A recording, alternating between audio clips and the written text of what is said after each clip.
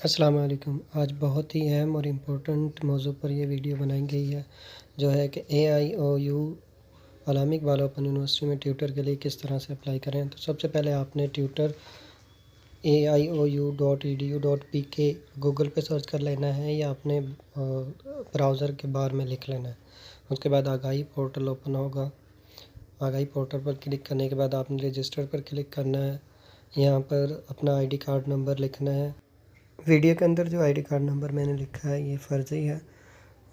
आपने अपना original ID card number लिखना है ताकि आपको ये वीडियो से समझा सकें कि आपने किस तरह से अपने आप को रजिस्टर करवाना है, ये इसलिए लिखा गया है।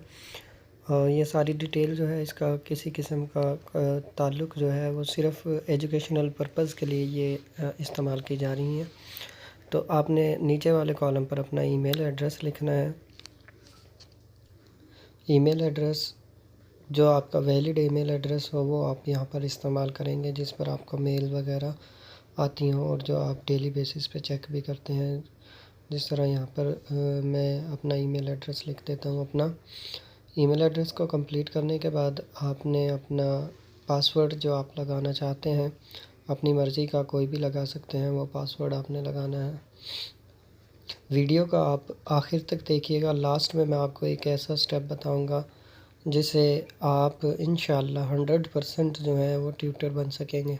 आपका नाम ज़रूर आएगा। अगर आप एलिजिबल नहीं हैं फिर भी आप एलिजिबल आएंगे। तो ईमेल एड्रेस लिखें। ईमेल एड्रेस लिखने के बाद नीचे आपने पासवर्ड लिखना है अपना। उसके बाद पासवर्ड को कंफर्म करने के लिए दोबारा पासवर्ड लिखना है ताकि पासवर्ड कंफर्म हो जाए।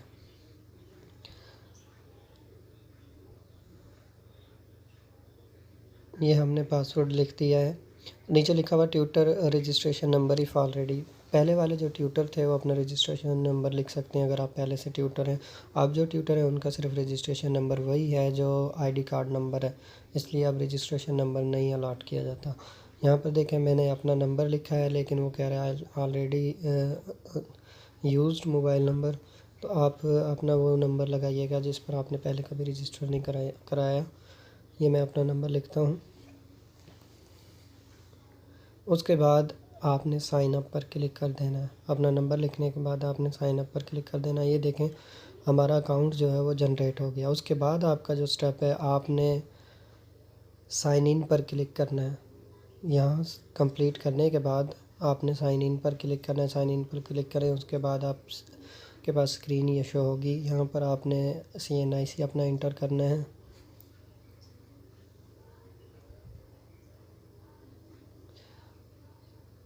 CNIC इंटर करने के बाद आपने पासवर्ड जो लगाया है वो नीचे पासवर्ड वाले कॉलम में लिखना है। उसके बाद लॉगिन ऑप्शन पर आपको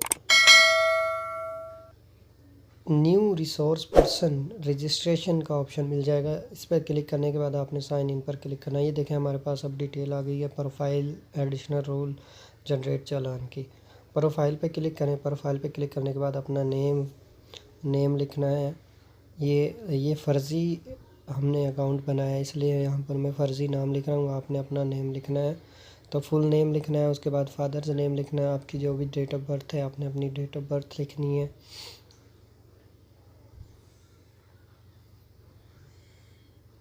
ये बात बहुत अहम है। आप ये अपनी जो ID कार्ड पे डेट ऑफ बर्थ होती है वही लिखिएगा। अगर आपका पासवर्ड भूल जाते हैं, रीसेट करना हो तो ये आपकी डेट ऑफ बर्थ से होता है, इसलिए डेट ऑफ बर्थ ध्यान से लिखिएगा। अगर आप डेट ऑफ बर्थ गलत लिख देते हैं तो आप पासवर्ड को रीसेट नहीं कर सकते भूलने के बाद। उसके बाद आप अपना डिस्ट्रिक्ट सेलेक्ट करें कि आपका कौन सा डिस्ट्रिक्ट है।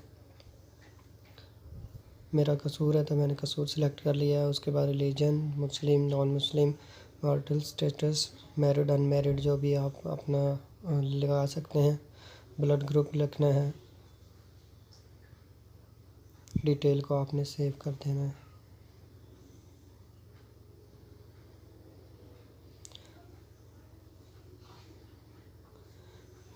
इसको आपने सेव और अपडेट कर देना है।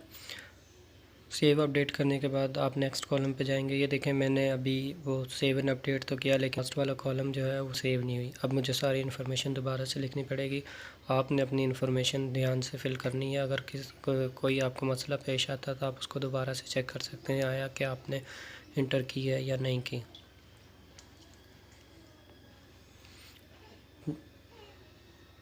डेट ऑफ बर्थ को आप एक्यूरेट फिल कीजिएगा। ये तमाम इन्फॉर्मेशन मैं दोबारा से सेव करता हूँ, तो जब मैं दोबारा से सेव कर दूँगा तो ये यहाँ पर सेव हो जाएगी एज़ इट इज़, फिर ये यहाँ से गायब नहीं होगी। इसके अलावा जब आप इसको सेव करेंगे तो आपको साइड पे मैसेज मिलेगा कि आपकी इन्फॉर्मेशन जो है वो सेव हो चुकी है। जी, तो यहाँ पर ये एबिलिटी वाला फील्ड है, इसको मैं फिल कर देता हूँ नन और सेव कर देता हूँ। तो देखिएगा आपको ये पर्सनल डिटेल्स सेव्ड सक्सेसफुली का मैसेज आ गया है। उसके बाद मैं आगे वाली अपनी इन्फॉर्मेशन कंप्लीट करता हूँ, जिसमें एड्रेस है। मैं अपना एड्रेस लिखता हूँ और डिटेल को सेव कर देता हूँ, सेव एंड अपडेट एड्रेस। तो मेरा एड्रेस यहाँ पर क्या हो जाएगा, सेव हो जाएगा। उसके बाद आपके पास एजुकेशन की डिटेल आ जाती है। ये देखें एड्रेस सेव हो गया। उसके बाद आपने एजुकेशन वाले कॉलम पर जाना है। एजुकेशन वाले कॉलम में आपने अपनी डिटेल मैट्रिकुलेशन से स्टार्ट करना है और ऑनवर्ड जो भी आपकी डिग्रीज़ हैं उनको आपने फ़िल कर लेना है। यहाँ पर मैं अपने हिसाब से फ़िल कर रहा हूँ। ये सारी डिटेल सिर्फ फर्जी है, आपने अपने हिसाब से फ़िल करनी है सारी चीज़ें अपनी एजुकेशन के मुताबिक। तो यहाँ पर ये आ रहा है relevant major experience number of years you have actually taught that subject. जो आप सब्जेक्ट पढ़ा रहे हैं वो कितने ईयर थे, ये आप अपनी मर्ज़ी से लिख सकते हैं। आप स्कूल टीचर हैं तो ज़ाहिर है साइंस के सब्जेक्ट तो आप पढ़ा रहे होते हैं, आप जब से आपकी जॉब हुई है आप तब से वो एक्सपीरियंस अपना लिख दें। इसी तरह सारी डिटेल को सेव करें, अपनी एजुकेशन कंप्लीट को इंटर करें और सेव कर दें। कंप्लीट एजुकेशन फ़िल करने के बाद आपके पास नेक्स्ट एक्सपीरियंस का कॉलम आएगा। ये देखिएगा मैं यहाँ पर इसको जस्ट ये करने लगा हूँ फिल। सिर्फ मैट्रिक और एफएससी को इंटर करूँगा। तो हमारे पास क्या ऑप्शन आते हैं, ये देखें दोनों इंटर हो चुकी हैं। उसके बाद मैं एक्सपीरियंस को इंटर करता हूँ।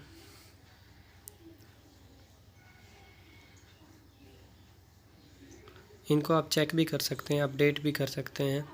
किसी को आपने गलत लिख दिया तो कोई बात नहीं, आप उसको अपडेट कर दें दोबारा से। ये एक्सपीरियंस में लिख रहा हूँ। इस तरह आप एक्सपीरियंस में वर्किंग एक्सपीरियंस टीचिंग है तो टीचिंग लिखना, अगर कोई और है तो आप कोई और भी लिख सकते हैं, एडमिनिस्ट्रेशन का जो भी है। यहाँ पर आपने अपने स्कूल का, इंस्टीट्यूट का, यूनिवर्सिटी का नाम लिखना है और आपकी जॉब कैसी है, गवर्नमेंट है, सेमी गवर्नमेंट है या फिर प्राइवेट है, वो आप लिख सकते हैं। आप प्राइवेट हैं तब भी आप ट्यूटर बन सकते हैं, उसका कोई इशू नहीं है। उसके बाद सेक्टर आपने सेलेक्ट करना है। गवर्नमेंट वालों के लिए यहाँ पर कोई नहीं दिया हुआ, आपने यहाँ पर अदर्स का ऑप्शन टिक कर देना है। इसके अलावा अगर आपका इंस्टीट्यूट दिया गया है तो आप उसको सिलेक्ट कर सकते हैं।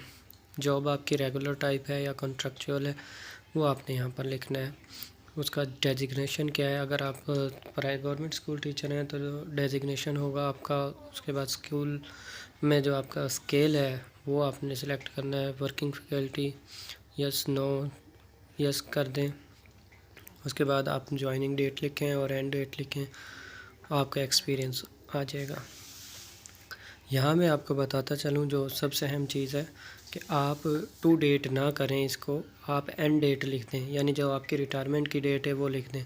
तो ये आपका एक्सपीरियंस जो है वो इंक्रीज़ हो जाएगा, जिससे आपके ट्यूटर बनने के चांसेस जो हैं वो 100% हो जाते हैं। अगर आपका एक्सपीरियंस कम भी होगा, फ़र्ज़ करें आपका एक्सपीरियंस 5 इयर्स बन रहा है, जब आप इसकी लास्ट डेट को अपनी रिटायरमेंट की डेट लिखते हैं तो वो एक्सपीरियंस उतना बनेगा जितना आपकी रिटायरमेंट की डेट तक होगा।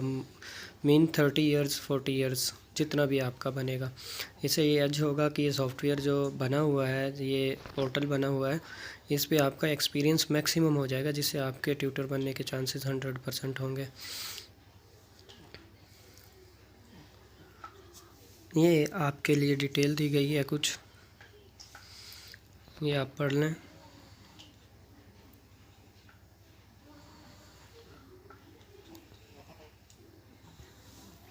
जिसमें update your profile, personal address, education experience any, please add सब specialisation with your qualification and number of years of experience.